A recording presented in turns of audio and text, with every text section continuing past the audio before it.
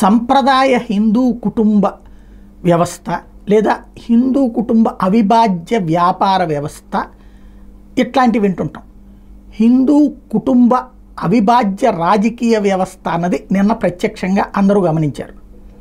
నారా లోకేష్ క్యాబినెట్లో విద్యా ఐటీ శాఖ మంత్రి, చంద్రబాబు నాయుడు ముఖ్యమంత్రి, ఇద్దరు తండ్రి కొడుకులు.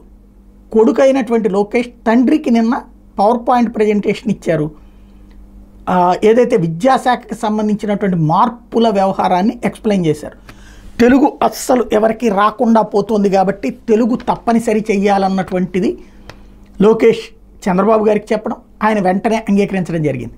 అట్లాగే డ్రాప్ అవుట్స్ అంటే స్కూలు బడి మధ్యలో మానేస్తున్నటువంటి వాళ్ళకి సంబంధించి చర్యలు తీసుకోవాలి అని చెప్పడం, వెంటనే చంద్రబాబు గారు ఊకొట్టడం జరిగింది.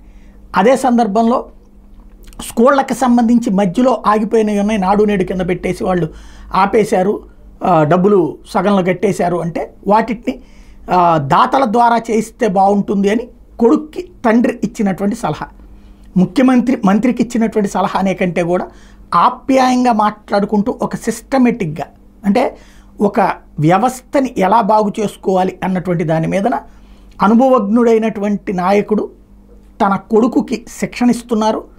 అదే సందర్భంలో తండ్రి దగ్గర నుంచి అది నేర్చుకుంటున్నారు లోకేష్. అది నిన్నటి మంత్రి వీళ్ళిద్దరి మీటింగ్లో స్పష్టంగా కనిపించిన అంశం.